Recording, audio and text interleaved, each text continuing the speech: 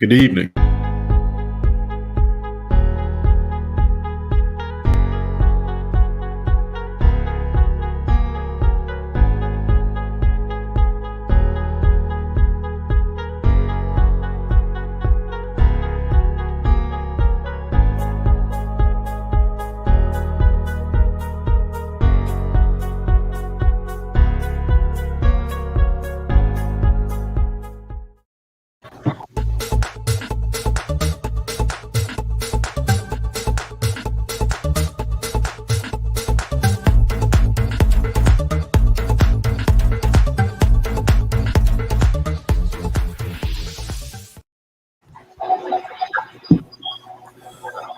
Well, hello, City of South Fulton and residents of District 2. Thank you so much for joining us today, where we will be talking. This is one of our first spring series. Last year we did a chat series that we did in the fall. And it went over very well, just bringing residents up to speed about a lot of different departments and how to work with those. So, of course, it's springtime. So we came up with Spring Forward. It's a chat series for our quarterly town hall meeting. So each time we have a town hall meeting, it will be themed. So we won't be all running into different issues. So guess what? This one, we're talking about code enforcement and PD, which is our police department, our finest police department. And we will be discussing great things, learning more about code enforcement and learning more about our police department, especially our community policing division, to where we can work together and address the nuisance that are happening in our community. You know, that car that's parked on the grass or parked in the middle of the street with expired tags, all of those issues that you all email me about or call me about all the time. We will actually have the experts in our city here to discuss that. So I want to introduce just a few of these people, and they will take over afterwards, and then we will have time for questions and answers after the conversation. I believe you type your questions in, and it will come scrolling across the screen. And Joy, who also works for District 2, she will be reading out those questions, and the panelists will be able to answer them. So as everyone knows, we have our finest Captain Hattie Tooks, Cotton Hattie Tooks, that's here. She's been with us for a long time, and she knows our community in and out. So we're excited to have her. She runs our community engagement division for our police department. So she will be here to share some great information. We also have Lieutenant Taylor. Hi, how are you? And he will actually be sharing all of the things that we need to know. I do believe that you are our representative for District 2 in our community policing division. I could be wrong, but so many of y'all. But anyway, he will also be here to answer your questions and give you an overview of how we can all work together, or what happens when code and PD come together. And then we also have our Director of Code Enforcement, Mr. Brian Morris. He is on the line. He is here. He came last time. He answered a lot of questions that you all had and kind of cleared up some misconceptions of how, why you couldn't get the car off the street in the public street. So we got to talk about the confusion that kind of lies of who does what. So Mr. Morris is here. Any issues that you have, he'll definitely make sure he responds. So you definitely put it in the chat, or he'll tell you about C-Click Fix as well. So I am going to turn it over to you. I think this will be an organic conversation. I do believe Mr. Morris is up first, and I think you all can kind of, volley off of each other through questions and answers. So I'm going to go off camera so the residents can see you all, and then we'll move from there. I'll come back on later. So thank you. Okay. Well, first of all, Councilwoman Gums, thank you for that great introduction. It's always a pleasure to come with and amongst the community to talk about what we do. I want to thank Captain Tooks and Lieutenant Taylor. We work very closely together, so I'm sure we're going to have a great conversation here today. But I want to say it truly is a pleasure to come in anytime to deal with the citizens that we serve. Before I kind of get started on what we do, I always want to state for the record and up front that first and foremost, we are public servants. And, we never lose sight of that, of the fact that we are here to serve the citizens and the residents of South Fulton. That is our primary mission, our primary goal. So that's the spirit that I come here with, and I try to serve each and every day.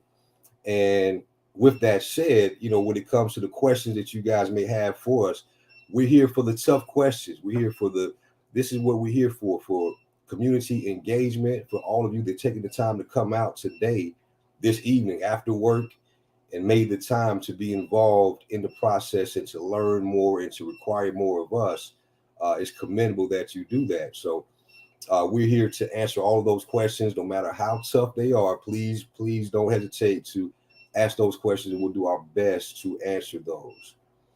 And so with that said, we'll go ahead and take before I answer the first question, well, let's go ahead and get to the first question. The first question is come from YLP3 Able. What is the procedure for reporting a property that has trash left from a tenant? Are landlords fined for the excessive trash left outside? Yes, that is a great question. As Councilwoman Gums mentioned, we ask for everybody to use SeeClickFix. For those that are not familiar with SeeClickFix, it is a tool that the city has invested heavily in and promoted heavily, and is used widely throughout the city. And it's a great tool for a city of 107, 108,000 people. That is the best way to lodge your complaints, and that way you can follow that ticket number until it's into its completion. So SeeClickFix.com is where you can go to get that information. You can also call 470-552-4311. Again, 470-552-4311. And the great thing about SeeClickFix is that it is there for you 24/7, every day, all day, holidays, weekends, New Year's Eve at 11:59. You can call that number, and someone will answer that call, and it will go directly to the people that are responsible for that. And but just to drill down on that question, if a tenant leaves property or leaves trash on a property, we absolutely will cite and fine that landlord. If we can't contact the tenant, we always deal with the landlord initially, and we hold them accountable through our code board process. So I hope that answered the question. Next up is Miss Pam Harvey. How you doing, Miss Harvey? Are landlords informed that they will have to purchase trash pickup for their tenants? Well, that's a great question. As you know, the city has required, it is mandatory for every resident to have trash service. So landlords absolutely should let the tenants know. And ultimately, it's the landlord's responsibility to have the trash service. So that property owner has the ultimate responsibility of having trash service for their property. If we find out they don't, then we work hand in hand with our public works department, who will let us know the address at 123 Main Street does not have trash service, and we will issue citations based on that.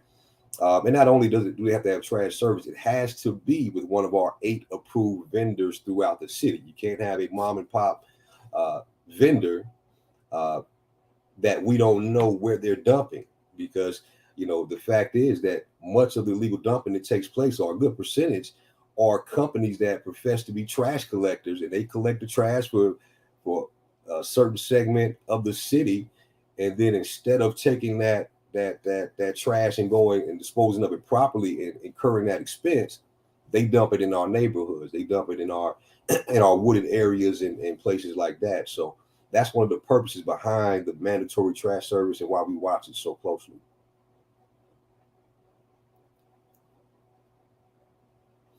All right, so next question coming up. Let's talk about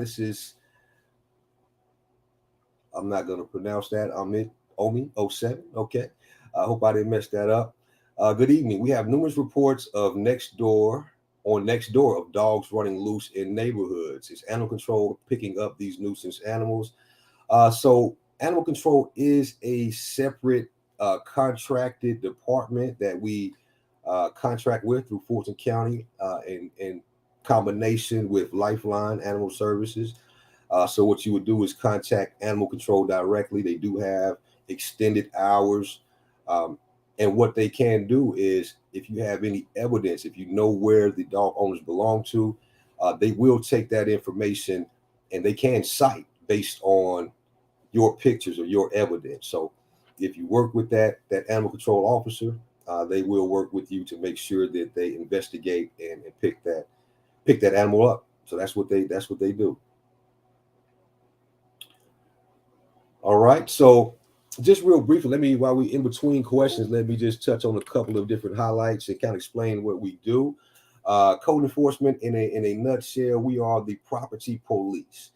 And the line of distinction between police and code enforcement, or between public works and code enforcement, is private versus public. So important distinction to remember is that we enforce on private property. If that piece of trash is in your neighbor's yard, if that junk vehicle is in your neighbor's yard, it becomes a code enforcement concern. If it's on the street, it becomes a public issue, which would refer back to the police department or to public works. So that line of distinction is public versus private as far as how we work with our public works department and our great police department in order to get those issues resolved. The great thing about C-Click Fix, again, you don't have to worry about that. You don't have to worry about, is it public, is it private, who gets it. If you call that number, we will sort it out amongst ourselves. Oftentimes, the technicians will know who it goes to based on your description. If they get it mixed up somehow, which happens, we work it out between ourselves and find out, hey, Captain Two, this is one of y'all's. Can y'all please check on that? And then vice versa. If police get something that belongs to code, we happily take a look and go address that issue as well and update that within the system so you know what's going on into the point that we open the case. So beyond that, what do we do as a daily routine is, I'll just talk briefly on one of the things that I'm most excited about. One is the sign sting. And this is something that Ms. Gomes has been very, very adamant about, and we've talked about it and addressed some things. The signs are a nuisance. That's a pet peeve. Some of you may even see me out there even today dressed like this. If I see signs, I pick them up because they make the neighborhood just look, in a word, trashy, for lack of a better word, right? And they invite more signs. You put one, they multiply, they multiply, they multiply. So we've instituted something in the recent months called a sign sting. And that sting is an acronym that stands for sign trouble is now gone. And what it consists of is we partner with our partners in the police department, and we'll call the sign, the people that put the tree stump signs, and I know you guys see them out there. We'll call them once and we give them a courtesy call and say, hey, you can't do that in the city of South Fulton. It's against the law. We're going to fine you up to $1,000 per sign if you continue.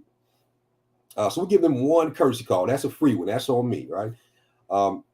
Going forward, if I see your number, if I see your sign again, we're going to charge you for $1,000 per sign, going back to when we first saw your signs out there. So we keep a track record.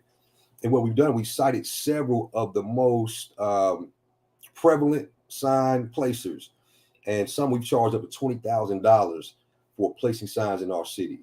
And what we do, we partner with PD and we kind of pose as customers, and we get them to come out to a location and we issue citations.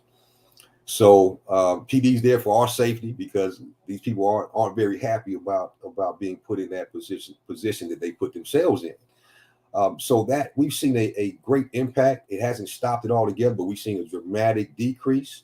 And at the same time, the added benefit, we make revenue for the city, and we encourage good behavior. We discourage the placement of signs throughout our city. They can try that in other areas, but we want them to know that there will be a heavy cost to pay if you violate in the city of South Fulton. So that's a new initiative that we're seeing that's taking flight, and it's having a lot of success so far. We cited several people, and we've seen a decrease in signs. Another item that is very exciting as well is, in the past there have been blighted properties that have sat vacant for years and years and years. and we just didn't have a means to correct or address those issues other than citations. And what we run into, and this is not unique to South Florida, this is Atlanta, this is statewide, this is nationwide, is that many times you have deceased property owners or people that for whatever reason have abandoned that particular property. And there's not much you can do on enforcement. We can cite them, we can put liens on the property, we can do that until the cows come home. But until we can get a physical person to address, there's not much we can do as far as enforcement. You're still going to see that eyesore in your community. Well, council has given us the ability and the funds to enact a nuisance abatement program, which allows us to target those properties. And it's a legal process. It's a somewhat lengthy process, but we're able to demolish, we're able to abate those properties, meaning that we can fix the violations as much as funding allows us to do. So that's a great initiative that helps us to eliminate and demolish houses that sit for a long period of time and become eyesores to the community. So we're very excited about that. Each time that we do take down that eyesore that's been in your neighborhood, it kind of reclaims that area, because I live in District 3. I'm neighbors with District 2. I can see you guys from my backyard. But anytime you ride past a property that's been sitting and been dilapidated for a period of time, it has an effect on the neighborhood, on investment, on development, on the pride of the neighborhood. So each time we reclaim that one house, it's a great boost to the community in general, that you no longer have to deal with that property that's been sitting for years and years and years. So that's an initiative that will continue. We had our budget has increased for fiscal year 2022.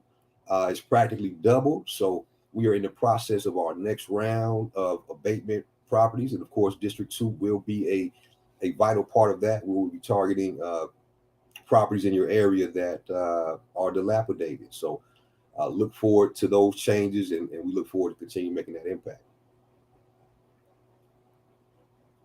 I'm going to pause for, thank you. Yeah, we have a question. Okay, Mr. Eads, how you doing, sir? Does code enforcement monitor parking lot maintenance for businesses? Yes, we do. Yes, we do. We have a commercial team that is a part of their route that we do monitor those gas stations and Walmarts, Publix, Kroger's, and we want to encourage them to have a maintenance plan. So if we see something is getting out of control, we have those relationships with those business owners and those plaza owners that we want to encourage a daily cleanup, sometimes twice a day. If it requires it twice a day, we have to insist that you do it twice a day. And so, of course, if there are any issues with that, please feel free to report those to See Click Fix, and we will address them. But yes, we do actively and proactively look at those parking lots. We want our businesses and our residents to be up to a standard that we can be proud of. Ms. Harvey, again, 13 people are at a residence on Section 8. Is this a code violation or a fire violation? That's a good question. So the code, it may be both, it may be neither, right? That's my lawyer answer. I'm going to play a lawyer for a second. We would have to investigate it. The code is not specific when it comes to numbers. It kind of gives us discretion, and it says, paraphrasing, something to the effect that if a large number of people that are in a residence beyond capacity, I'm paraphrasing. So it gives us a little bit of discretion when promoting that or when enforcing that. And I'm not sure if fire would get involved because it's a private residence, unless there were some other circumstances. If it was multifamily, then yes. But more than likely, this will be something that code could take a look at and investigate further and see if there's a violation. Okay, next question. Any plans to place or to try to deter the littering along the roads and in public places? The sad thing is I picked up trash this weekend where there were 2 trash bins steps away. Yep. That's a great question. I don't know the answer to that. I'm sure that's something that Public Works would have a hand in, as far as Those will be mostly public roads that are facing that litter problem. So that will be mostly a public works concern. The bigger question is, how do you police behavior? And I don't know the answer to that, because the police can't be behind every car that throws out a chicken bone or cigarette butt. So it's very, very difficult. I wish I had the answer to it. The only thing that I know to say is that, the more that we take pride in our neighborhoods, hopefully more people will follow suit and just help to maintain what we have, because we want to keep what we have.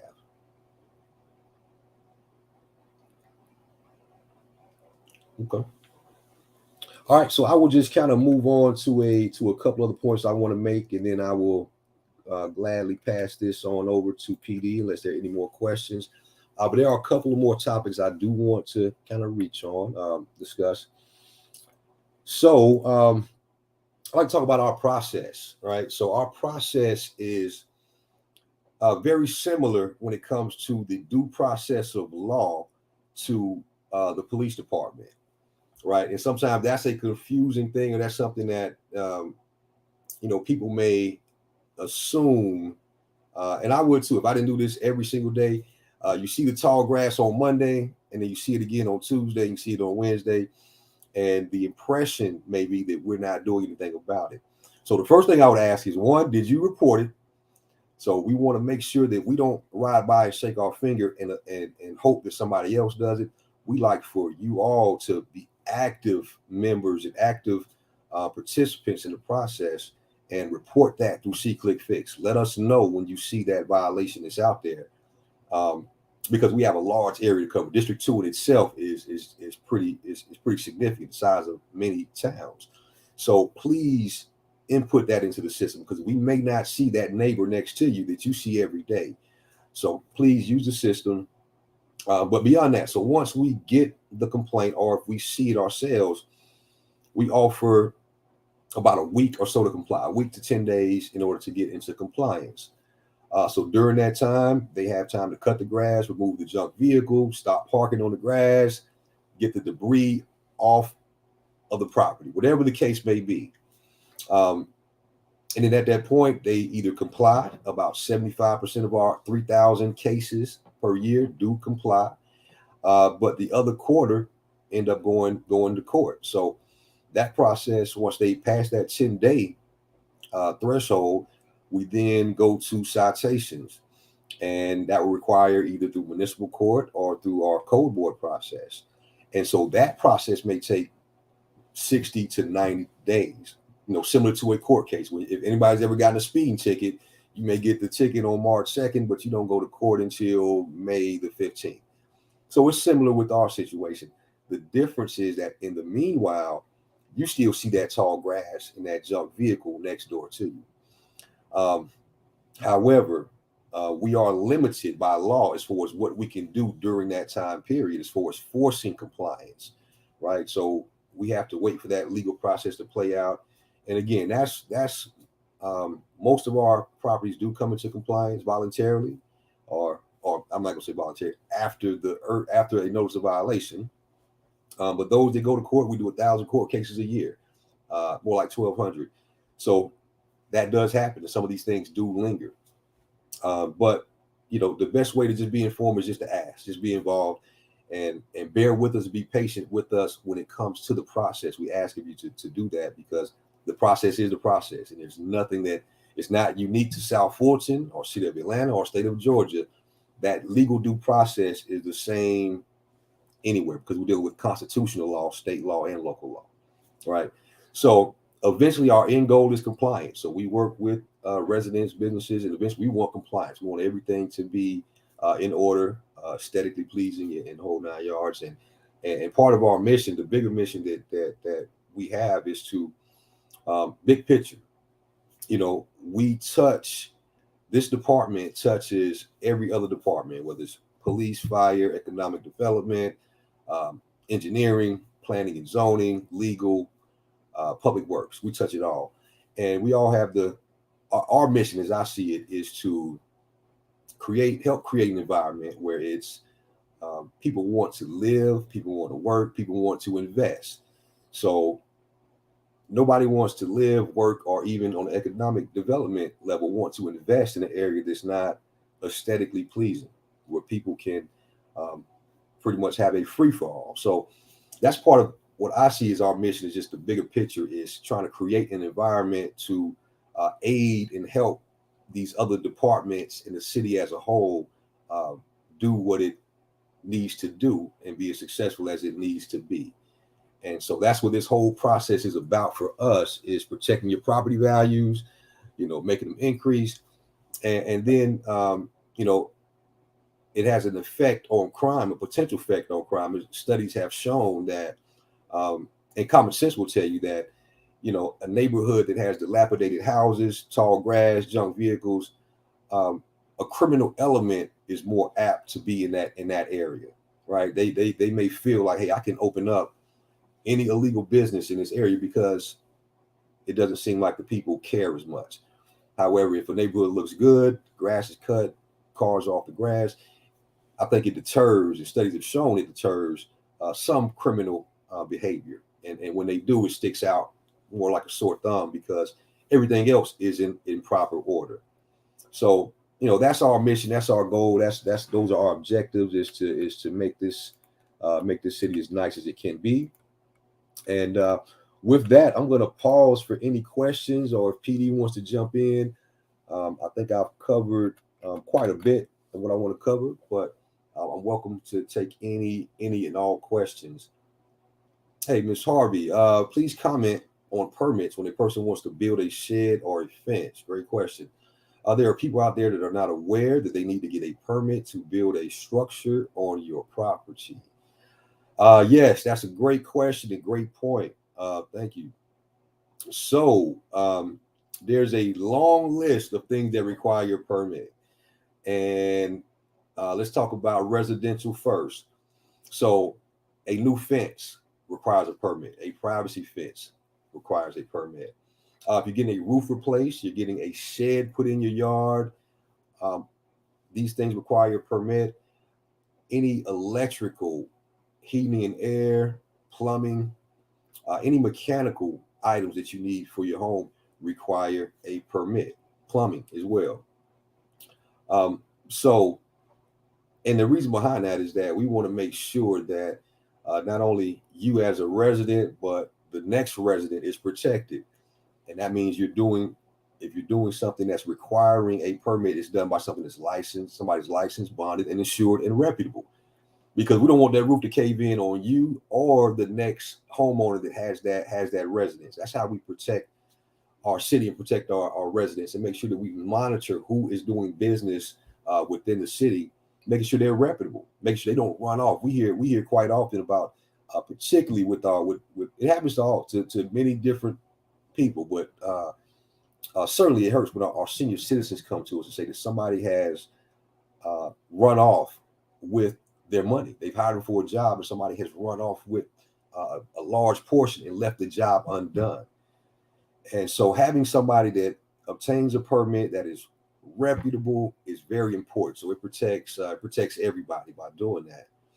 Um, on the commercial side, I'm not sure if anybody out here is a business owner, or small business, big business, but also obtaining permits for signage. We're big on that. If you want to have a window sign, a lot of the overlays don't allow those.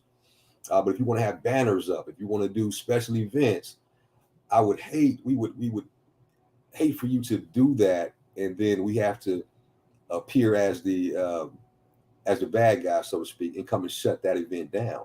We want to make sure that all events go through that permitting process. If you're going to be blocking traffic, you need to go through that process to make sure we can get safety equipment to you and to everybody else. So there's a purpose behind each of those requirements. They may seem stringent, but there's a purpose behind it, and usually it's a safety issue behind that. Ms. Harvey wants me to comment. If you happen to get if you build anyway, if you don't get a permit, so some cases there's no, as the saying goes, there's no putting the toothpaste back in the tube. So you already built the house and you didn't get a permit, we would work with our Community Development Regulatory Affairs Department and notify the building inspectors, the building officials to come out. And hopefully you have not done something that cannot be repaired retroactively. In some cases, if you have crossed over onto a neighboring property, if you built that house and you crossed over your property lines or your setbacks, there's a potential that you may be required to demolish or remove that property.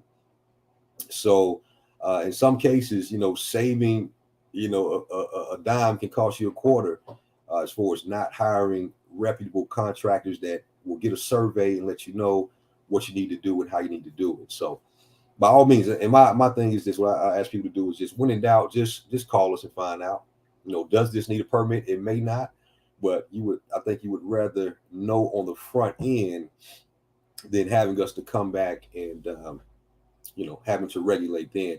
And then, Ms. Harvey, to your point, also, if we have to stop it, in many cases, they will charge a double fee for having to come out and inspect, because it's more work for them, right? You've already built electrical, plumbing, HVAC, and they haven't inspected any of it. Many times they will charge a double fee for building without that permit, because now they have to do double work to get you back into compliance.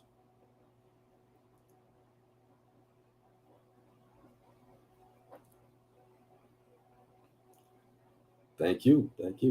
Great questions. Okay, Mr. Brandon Eads. He says some residents have mentioned that C-Click Fix tickets get lost in the queue. What is the department doing to ensure this does not happen? That's a great question. I would like to see the specific ones, but I have experienced that recently. And so what I've experienced, Brandon, was it was lost in the queue, just as you said, and we never got it. It was never assigned. So, part of what we do is we cannot stay in our silos. And I talk to my other fellow, staff members. We have to reach out. So in this case, what I did was reach out to the C-Click Fix operators, and we diagnosed the problem, at least as it related to code. And we saw where it was getting miscategorized and it was stuck into a place that did not forward directly to us. So they were able to put a process in place. They put a Band-Aid in place where they would monitor that ghost account, so to speak, for lack of a better term, and they would forward that to us until they got the problem fixed. And they've since corrected that by eliminating that entire category and making sure that the operators know to forward those directly to us. Now, there may be some other issues that we haven't diagnosed, but as far as I know, that fixed the issue that I was seeing on my end.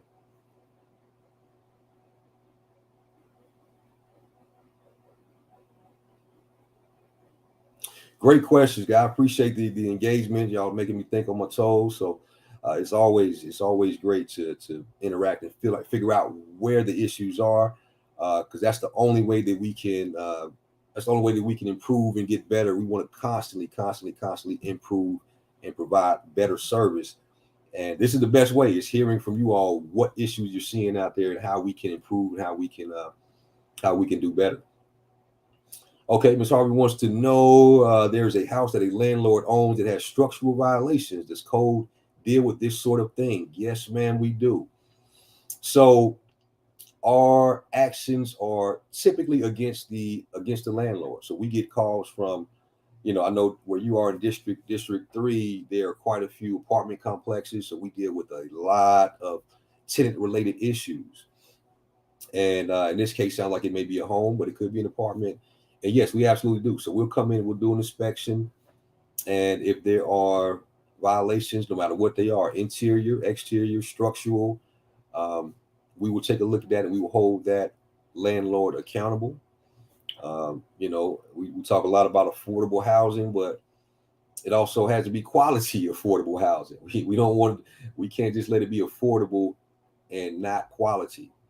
So that is a big thing. So we get a lot of calls from tenants and landlords have a responsibility. If you are a business owner in a sense. So we expect you to maintain your property in a way that's clean and safe and somewhere that you would want to live. All right. We have another question. Says, Wow. I live next to crackhead renters with horses. How do I keep their garbage off my property? My husband and I don't speak to them because they're dangerous. Who do I complain to? Well, we'd be happy to take a look. If you want to send that to us, the ordinance that we would, you know, leave aside the drug allegations, strictly from a code standpoint. If there's trash that's being thrown or allowed to be blown into your place, into your residence, then we can definitely address that. That is a violation. So we probably need some pictures from you, and we come out and do an investigation, and we can definitely address that.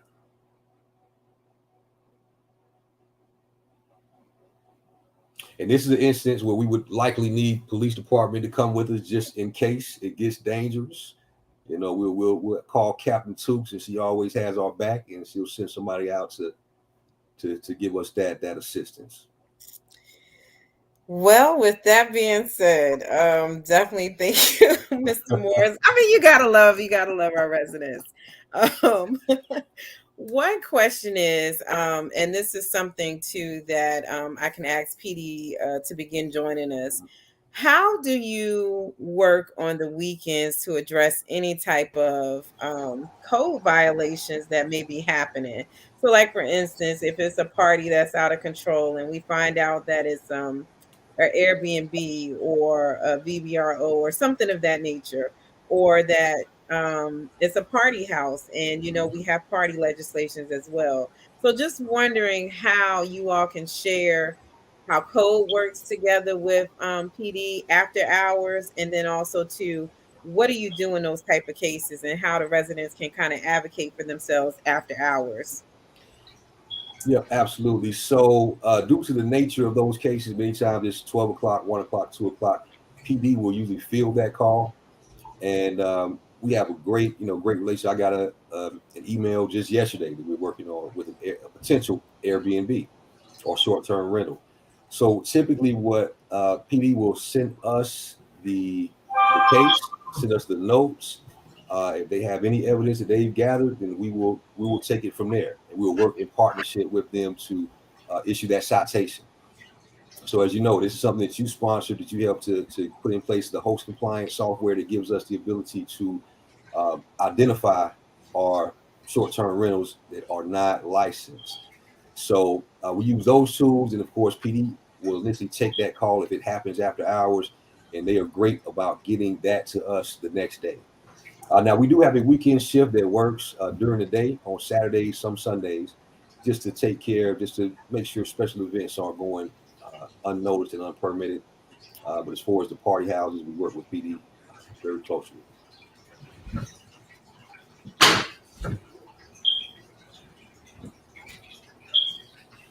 Oh, I'm sorry. I was on mute. Since 2012, our neighbor's tree has leaned on our roof, causing damage and labor costs from falling limbs and branches. We have spoken with them one on one, used the C-Click app, written several. I don't know if there's more to that.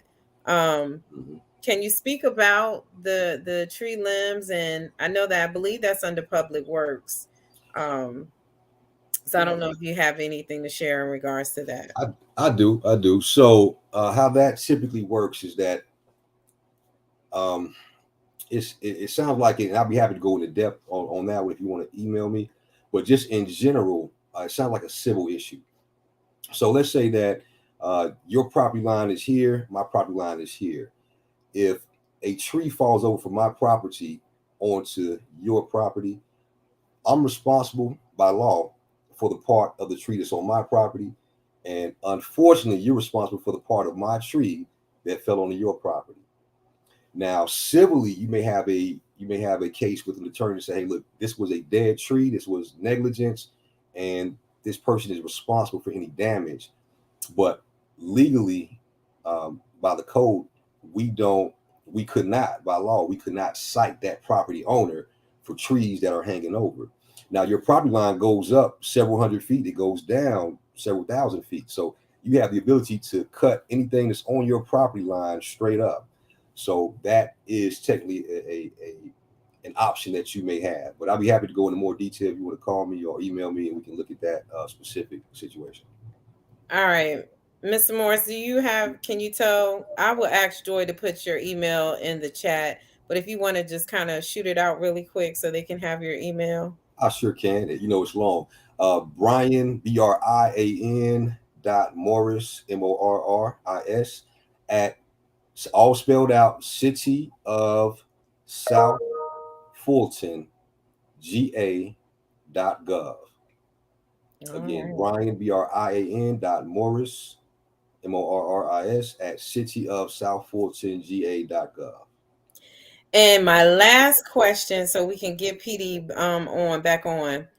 What about businesses that are being ran illegally or um, operating ineffectively from their homes? Can you pretty much share? I know there's certain things like, people are getting into is it Turo, the transfer of ride sharing, and different things of that nature. Can you really talk about, or renting out their homes for parties, even Mm-hmm. though it may not be an Airbnb or a VBRO, but renting out their home and charging people to have a party? Can you Sure. share your thoughts on that? Sure.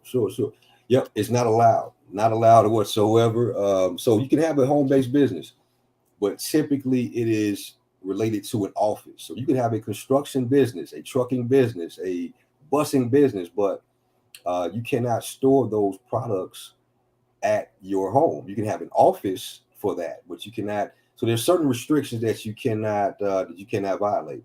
So the Turo, renting your home out for parties, um, all of those things are regulated. The Turo business would not be allowed. So this is where we would really count on the residents, because going through the neighborhood, an officer would not know, if that car is a Turo car, or if and Turo is a rental business, for those that don't know, people that rent their cars out, uh, their personal cars, or they may buy cars just to rent out.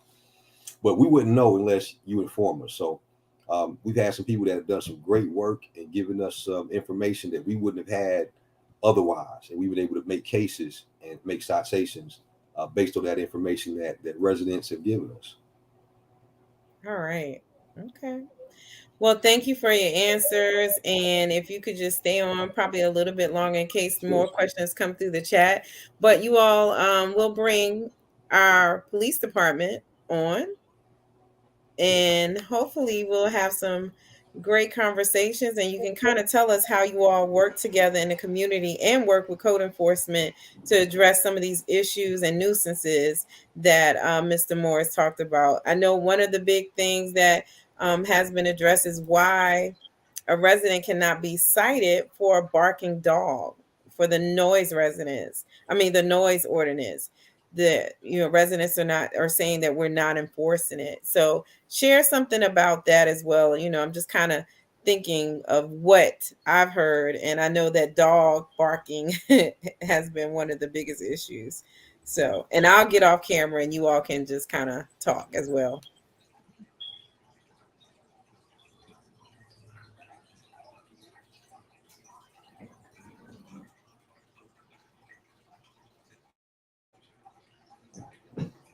Good evening. Can you hear? Can everyone hear me? Okay. Good evening. I'm Captain Cotton Toots, the captain of community policing and park rangers under the leadership of Chief Keith Meadows. And I am so delighted to be speaking about District 2. As you know, we work closely with code enforcement um, because a neighborhood that's not well kept breed crime. And we have been doing many sweeps with code enforcement, the director, Brian Mars. And I'm really delighted about that. And the community, when we come out, they are very glad to see us. But we have someone great tonight. We have Lieutenant David Tiller He's a 10-year veteran in law enforcement. He worked 8 years with special operation. He's an expert with gangs. And in 2019, he received the Gang Investigator of the Year. And we were so happy to achieve that award. He also received a proclamation in 2019 also. So you just don't have a regular speaker on tonight. You have an expert and investigator. So I'm going to turn it over to him at this time. Good evening. Good evening. How's everyone doing tonight? I'm going to go ahead and share my screen. I do have a quick presentation that we wanted to go ahead and put out. So this is regarding District 2 here in the city of South Fulton. We just wanted to recap on our police department just so you all know what we're doing here on the police side of things with our communities. As of right now, we've got a little bit over 134 sworn officers. These numbers were from 2020. We're looking to go ahead and update that for our annual report. Of that, we had 61% male, 39% female. You see the demographic breakdown there. And of those sworn officers, we have an additional at least 19 civilian employees. Actually, one of the great accomplishments that we have for the city of South Fulton is since our inception in 2017, but the start of the police department in 2018, we have seen a continuous decrease in crime annually. Most recently in 2020, we did see a 17% reduction in crime due to our intelligence-led policing principles and our proactive mindset regarding crime, in addition to a beat redesign for the city, also a focus back on our patrol beats to go ahead and understand that they are the most important piece of any police department. These are some of the stats that we have from 2020. Some of the increases there, we did see an increase in domestic calls and fights. We did see a 9% increase in that, but we had to look at that as that was also the start of COVID. And if you all can remember back 2 years ago, COVID pretty much shut everything down to where individuals for the first few months after it started, they were staying at home. And that's where we started to see an increase in domestic calls and fight incidents. It was due to families and individuals were home more often than they were prior to 2020's COVID pandemic. So we had to understand that that's where the numbers came from. But one of the most important pieces of information that we had was for the decrease in response times. We had a 15% decrease in response times for officers from the time a 911 call comes out to the time that a police officer arrives on scene. We also saw a 57% decrease in hold times. I've been a victim of it myself, to where I've called 911 and you find yourself on hold longer than you should be. Well, these were some of the important measures that the police department in our patrol divisions wanted to focus on starting in 2019 moving forward, and they definitely saw these in our stats. So I wanted to speak with you a little bit about our Special Operations Division, which Captain Cotton Tukes is a command staff member of. We are led by Major Pritchett, and some of our specific units within the Special Operations Division is asset forfeiture, code enforcement, community policing, the gangs unit, K9, narcotics, traffic, park rangers, our SWAT team, which stands for Special Weapons and Tactics, our drone unit, and our Viper unit, which is our proactive special officers to go out and pretty much go to the fight rather than waiting on incidents to occur. So in 2020, some of the accomplishments that we saw were within the asset forfeiture unit were that they were able to seize over $250,000 in 1 year. They had 41 open cases. They seized 16 vehicles, which means that they were taken off the streets and put into the legal procedures. And of those 16, 8 of those vehicles were awarded to the City of South Fulton Police Department. That means that those vehicles were identified as being used in the continuance of criminal activity. And so they were taken off the streets and awarded to the city. In 2020, we also had over $3 million of DEA seizures. And I know we're looking at this money, we're asking, well, where does this money go? The money is actually sent into a specific fund and is used for training for the police department and also equipment. And as Captain Cotton-Tooke stated, we are led by Chief Keith Meadows, and one of his big visions is making sure that not only is he bringing in quality officers and personnel to this department, but that there's an ongoing and continuous level of education and training increase for each person. Moving on to code enforcement, they are, of course, we spoke on that previously here on some of the violations that they are responsible for. On to our Viper unit, which is our proactive enforcement. These were just some of the numbers that we were able to see that of 2020, or I'm sorry, this is for the 2021 year. So this is theirs. This is a glimpse into what our annual report will look like. Out of 99 warrants attempted, they were able to go ahead and apprehend or serve 53 of those warrants. Of those 53, they were able to arrest 73 felony individuals on those.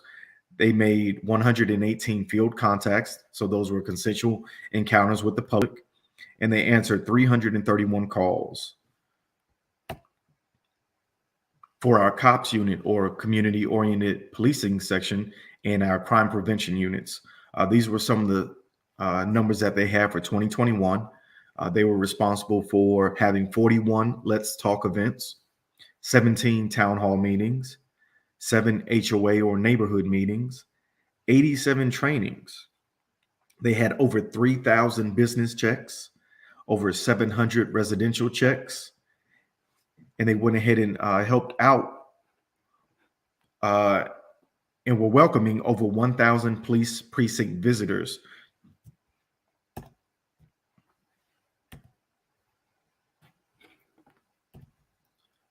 For our gang unit, the gang unit was put together in 2018, and they were put together because when they did a study in the state of Georgia, of our 159 counties in this state, 157 reported gang activity.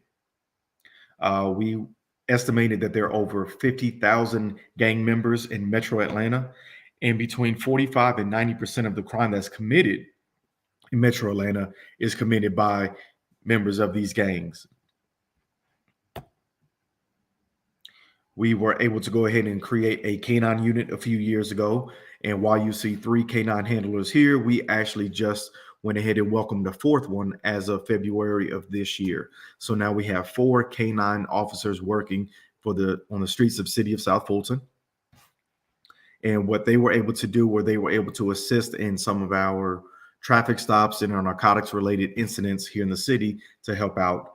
Also, one of our dogs is one of the only canines authorized to go ahead and sniff bombs and explosives here in the Metro Atlanta areas. We were able to go ahead and create and go ahead and implement a drone unit. Right now, we have 6 drone pilots that have successfully passed the Federal Aviation Administration certification exam.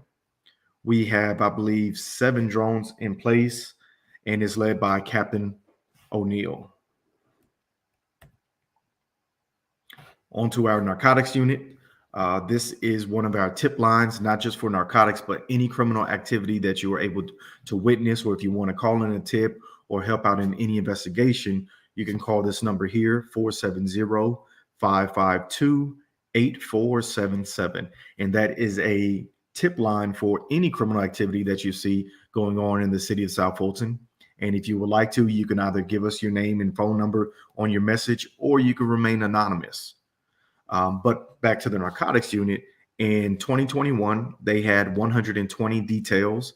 Those were specifically in pre-designed enforcements in the city of South Fulton, targeting narcotics and drug-related activities. They had 393 arrests, They seized over $300,000 in U.S. currency due to the illegal criminal activities associated with narcotics. They were called out to 46 different incidents within the city, and they executed 63 search warrants for the year of 2021.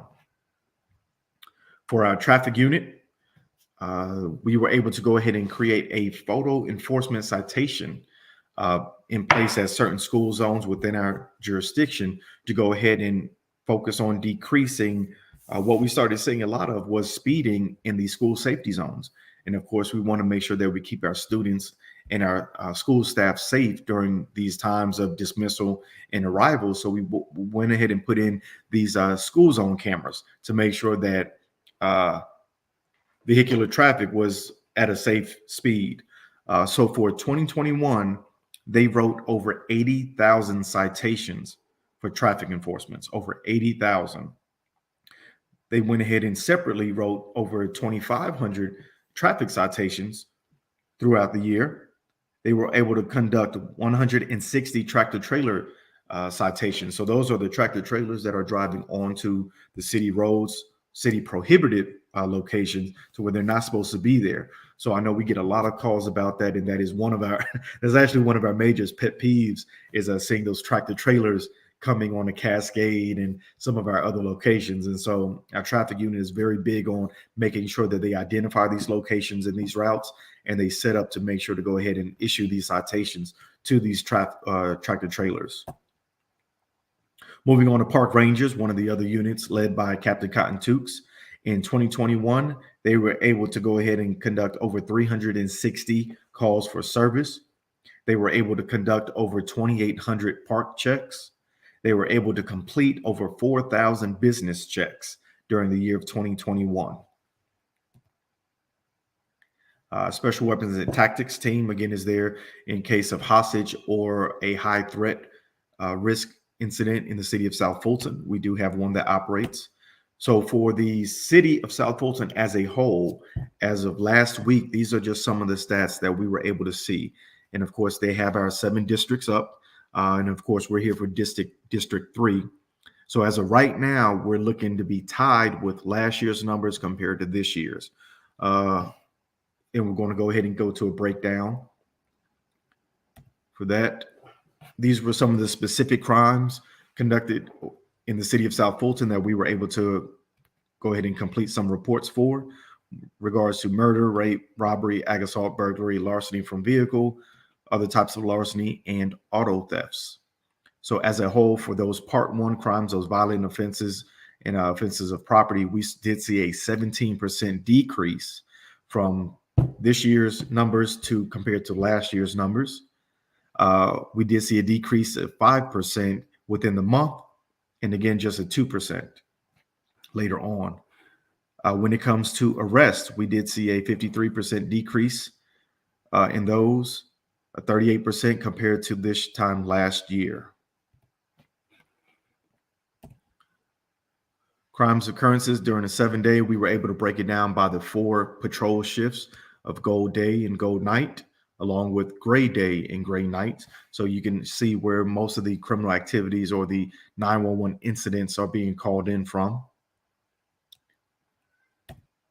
And for District 2, broken down for you, these were some of the incidents that we were able to report for the year so far. So from January 1 through February 28th, these were the reports taken and completed in District 2. We do see that theft and vehicle-related crimes are on the rise. We have over 20 of those incidents reported already, but we do have robberies down to, I believe it was one robbery so far this year, which is outstanding numbers, and 5 burglaries and assaults reported. For the days of the week, we did break it down. So we did see that on Mondays and Saturdays, those are the 2 highest days of criminal activity that we've seen in District 2, followed by Thursdays and Tuesdays. For the locations, these are where most of our crime reports have come from for the year of 2022. So right here it says Cascade Road right now is leading the pack with 10 incident reports. But again, these are for all types of crimes, whether it's just a report of damage to property or a noise violation. So these are all the calls that are coming in. So Cascade is followed by Butner Road, which has 9, followed then by Campbellton, which has 7, and then by Fulton Industrial Boulevard, which has 5. For the specific locations, these were some of the areas that we saw an increase of crime or a high abundance of, crimes being committed within District 2 for 2021 so far. So for Butner Road, we saw that there were 2 entering autos, that there were 2 stolen vehicles recovered, a wanted person, a theft by taking, a battery, and a burglary call, all from Butner Road. And these were the breakdowns for Camp Creek, along with Campbellton and Cascade. So you can see the specific reports and crimes that officers were being reporting to. This is another follow-up of those same numbers, just the different locations of Commerce. Again, Dayview Lane, Fairburn Road, FIB, Old National, Walton Crossing, and Wolf Lake. These were the crimes so far committed in District 2 for the year of 2022. Some of the programs and activities that the City of South Fulton Police Department are putting together. Again, this is our tip line, and I know a lot of our residents here complain of ATV activity. So again, this phone number here can be used to report ATV and dirt bike activities, but we wanted to show you that we do take these calls serious. We do listen to the tips that come in, and we do go ahead and plan and actually conduct details focusing on ATVs, dirt bikes, and illegal ridings. And this is one of our intel reports that we wrote up for one of those large congregations of illegal vehicles. We were able to identify these individuals and go ahead and take out arrest warrants for their activities. So again, your tips are received, they are worked through, and we do move forward with these intelligence reports to go ahead and identify these individuals and obtain arrest warrants for them. So if you do have any tips or any activity that you do want to report, we will receive them, we will take them serious, and we will most importantly do something about it. Some of the other activities that Captain Cotton Tukes and her teams of park rangers and cops, they do, one of the biggest events was the Kona Ice. They went ahead and brought that to one of the communities out and went ahead and shared it with the community. And I do believe that they are planning another one coming up shortly. Most recently, we did have a coffee with the cop in District 2 on January 14, to where we opened it to the public to come to a specific location, day and time, and meet with the officers to speak with them about certain concerns that they have and ask questions to get a better understanding of what we go through, what our vision and focuses are, and maybe help one another out moving forward. We do have platforms and programs to where you can do this virtually, called questions and answers, to where each time they target a specific and unique officer with specific skill sets to answer questions for the communities. Lastly, what we do have is a push for technology improvement here in the city of South Fulton. To the left, you see a flyer for Flock Safety. And Flock Safety is a private organization that puts up cameras in specific areas to identify and track vehicles. So this is definitely helpful for us when it comes to individuals who commit crimes and flee in a vehicle, and or those ATVs that come through on our roads. We are able to track them using this software. So we, the police department, have purchased and installed some of these in specific locations, but we also have found that some private neighborhoods have come together with their HOAs, purchased these and installed them, and actually given the police department access to those cameras, which has definitely helped out deterring certain crimes, especially when we saw it over in the Sable Chase community. One of the other ones is a virtual line for police services. Again, this is in place in case you want to go ahead and, instead of waiting for an officer to come to you to file a simple report, you could just call in and get a report completed online or over the phone. For false alarms, we do have this program in place to go ahead and help you with call response from 911 operators and police, but also make sure that these programs and devices are actually installed and actually put on a system so we can monitor them as well. Last quarter, we did go ahead and go with a gun buyback program. We were saying that there were a lot of weapons out in the community, in any way that we can get these off the streets and out of the hands of our youth or any individuals who don't need to have them. We're always looking for ways to go ahead and bring those in. We take those weapons, we go ahead and get them smelted down, destroyed, and making sure that they are no longer a nuisance for our communities. And this is my information here. Again, I am Lieutenant Teeler with the Special Operations Division. I can be reached at 404-623-6591. And my email address is David, common spelling, .Teeler, Tealer, at cityofsouthfultonga.gov.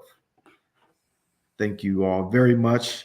I know I kind of went through that pretty fast, but I hope everyone was able to get the information there. But do we have any questions that you all had for us? Okay. Is there a way to monitor criminal activity apprehension in our communities? What Captain Cotton Tukes does is she actually works with a lot of the HOAs in our city, and they, during their HOA meetings, she requests certain stats from me, which I present to them, and they go ahead and give those out during those meetings. So that is one way that we can get those to you. Or if you wanted to just call Captain Cotton Tukes for that, we can get you those stats as they come in on the monthly basis. I do know that each month the city manager puts out crime stats for the city of South Fulton. Most recently, the last one was for December of 21, and you can actually go on the city of South Fulton webpage and click on there to go ahead and get that. What are we doing about gang activity in District 4? There's a lot of activity going on, not just in the city of South Fulton District 4, but across Metro Atlanta and in Georgia. But as we showed you with the ATV activity going on, we take every crime tip, every complaint serious. When it comes to the gang activity, we do have a gang unit here in the city of South Fulton, and they are focused on identifying, documenting, and actually prosecuting criminal gang activity in the city of South Fulton. So if you do see something, I know it's a cliche, but if you do see something, if you could take a picture and contact us on that tip line and let us know so we can reach out to you to either meet with you to get those pictures, or you can email those into us. We would love to do that because we do take crime being committed in our city very serious, and we will do anything to go ahead and take necessary steps to eliminate those criminal activities in our areas. Is the police informed about the laws and ordinances of city of South Fulton? Because I find a lot of the officers telling residents there isn't anything they can do, laws on the books in reference to these problems. These problems, is that in reference to the gangs? If so, in the state of Georgia, it is not illegal to be in a gang, which means that you can be in a gang and it is perfectly legal in the state of Georgia. In the state of Georgia, it is illegal to be in a gang and commit certain criminal activities. So we have been trying to update our citizens and actually other officers on that, so they understand that just by being in a gang and admitting to it is not a crime in itself. You have to do that and go ahead and commit certain crimes in furtherance of that.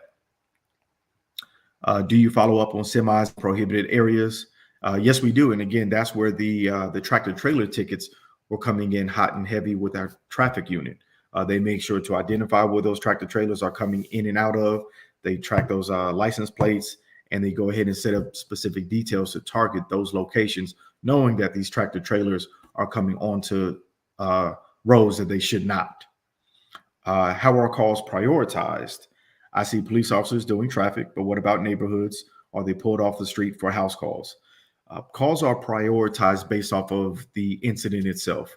A call of a more egregious and violent nature will, of course, be of a higher priority than a call of a, hey, I lost my cell phone.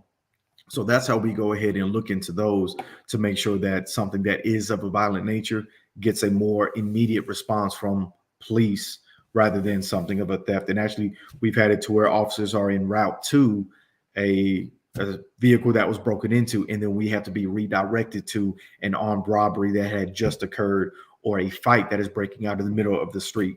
And so while each incident is important to us, we look at the totality of circumstances, but also understand that the threat levels are different. And so somebody who had their vehicle broken into is safe and secure, they're okay. but this fight is going on right now, and we may need to go get there. Did anyone named Stephen Meldron Knight get arrested? Is there an arrest warrant for him? Unfortunately, we can't put out information like that for individuals. Yeah, we don't want to put that out. Do we have any other questions regarding police? Love those canines, love the drones. Yeah, we do too. What else do we have? House squatters. Oh, that is a very difficult situation because that is more of a private, not a private, but a civil matter. And actually what you have to do is you have to go through the eviction process for that. Officers will not come to a location like that and forcefully remove somebody. Unfortunately, like I said, it is a civil matter. The cameras are 24 hours. They do record.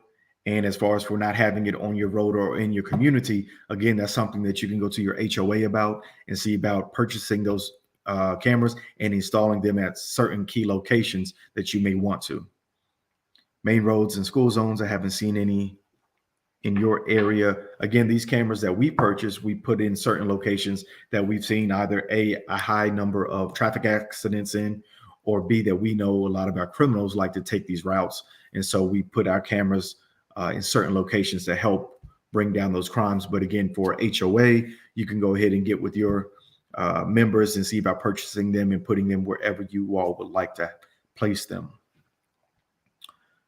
Again, ATV, if you have anything, pictures, videos, you can call that tip line number and go ahead and leave that information with us. That way we can move forward. The tip line number is 470-552-8477. Any other questions for the police? I'm trying to go through the chat to see if there's anything there. I think there was a question that asks about semi trucks being parked for long periods of time. Okay. On a public driveway. Again, certain tractors, semis are not allowed on certain roadways. But we actually had this in my own personal Nextdoor app to where I was able to see some of the other responses coming from those semi-truck drivers. While it is not allowed in certain communities, the response that they gave were that these truck drivers are off sometimes only like 2 to 5 days a month. And so they like to come home and rest rather than pay for specific parking. But that could be something that we can look into, is having a designated parking area for semis in the future so they can park safely. Because I know that was one of the concerns that was identified, was the safety of their vehicles, because that is their way of making money. So a lot of them like to take it home. It doesn't make it right, but I'm just trying to give everyone what the other side of the sword is looking into. Well, I can definitely tell you in District 2, they'll call the police if there's no parking sign. If there are no parking signs, then they will get cited. So yes, they will. Yeah. And we will ask them to remove that vehicle and cite them accordingly. And sometimes, it could just be a warning of, hey, you can't park here. You have to move. A lot of times they're understanding. But as Councilwoman said, it is not allowed in the city of South Fulton. And so we have to make sure that we abide by those ordinances and laws that you all put in place. Let's see. You're on the hot seat. We also need to address the super speeders and dangerous drivers who cut in and out of traffic at high speeds. What are your thoughts on that? If you see that, please go ahead and call us on that tip line. If you're able to give a description, or even if you wanted to call 911, if you do see that their behavior, that their driving is just so erratic, that is just dangerous, call 911, report it. We do get those calls all the time. And we do have officers, if they are available, they go out there and they look for that vehicle. So we will look for either the description of the vehicle, so the color, the make, the model, but also if you can get that tag to the vehicle. If you can do it safely, that's the best way to do that. And Ms. Harvey, of course, with the crime stats, do we have that on the website, or isn't there an app that was available to let us know where particular crimes are happening in the area? There was, and I think they're still trying to get that up and going. I know we wanted to have it to where it was interactive online, to Okay. where somebody can just put in a location and it'll automatically pull up the crime stats. You can actually break it down to which crime you were looking into. So I think that that's something that they're still looking into having put on our website. Yes. Well, Ms. Harvey, most of the council members, we normally get a list of crime that's happening in our city or in our districts. So you may want to reach out to your council representative so she can send you that. I don't think we've have a recent report, but we can ask the chief to provide us some stat updates that can be shared. Definitely. And I know lastly, one of the other issues that, I hear a lot of the residents talk about are the muscle cars, hearing them do donuts in the neighborhoods or at certain times of the night, maybe around midnight or 1, they're riding and racing down Camp Creek Parkway. What is being done about that, and how do we, address them doing donuts on the private streets? So we don't want to give away all of our secrets, but I I can't tell you. forgot. Well, I can tell you that we are looking into that. I know that the drag racing is not just a issue for the city of South Fulton, but we are taking it serious. And as we showed before with the ATV crime intel report that we were doing, we do the same thing for the drag racing. And so that's where these flock cameras really came in handy for us, because of course, in order to get from point A to point B, they have to travel on the road. And so if we are able to go ahead and identify what kind of car that we see, we're able to track that into where they're coming from and where they're going to. And honestly, a lot of our great tips have come from our residents who call in on the tip line and say, hey, this car, my neighbor, they're revving up the car. They're peeling out, they're laying drag. They live next door. This is their address. Or this is the type of vehicle that they drive. I just saw them leave. And so those are definitely helpful hints and tips for us to go ahead and locate those vehicles, get the tags, find the registered owners, and cite them accordingly. Awesome. Well, it's come down to the wire, so I appreciate it. This was very informative. So if Mr. Morris is still on, and Captain Toots, we'll take a few more questions and then we'll wrap it up, because we definitely need to do this again. It feels like maybe a part 2. And we can also go a little bit deeper into discussing the litter, because I do see a lot of people are discussing litter, and litter is a big issue for me as well. How do we strengthen we've gone through strengthening the fines and things of that nature. So we definitely need to have some focus on the litter, because again, as you said, litter breeds crime and things of that nature. So are there any additional questions in the chat?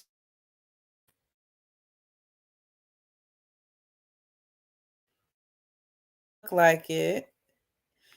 Again, I do want to thank you all for the work that you do. I know it's not easy, but again, thank you so much. And I will actually, to the residents that are on the call, I definitely share this in my newsletter, and you can find it on our website.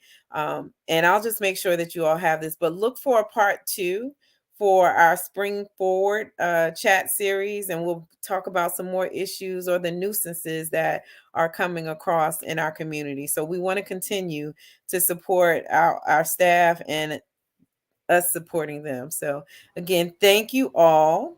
And thank you, Captain Toots, for lending Lieutenant Taylor to me for about an hour and a half.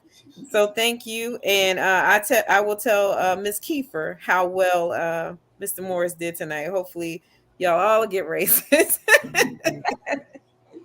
But again, thank you so much. And if there's anything parting words you all want to say. I just want to let the residents know that if you need to set up your neighborhood watch, please call 470-809-7358. As you know, neighborhood watch is the most effective tool, and it's free. Absolutely. Absolutely. Hey, I just want to thank Councilmember Gums and thank the residents of District 2 and citywide for the great questions that y'all asked us today, for participating. That's the best part of the city, is the citizens. So thank y'all for participating, asking questions, and being involved. Thank you. All right. Thank you. So now you all know what they're up to. So if you see a sign that's down, or if like I know, and I hate seeing signs posted on trees. Please definitely call us and let us know. But they're working. They're working. So again, thank you so much, and please enjoy the rest of your evening. Good night.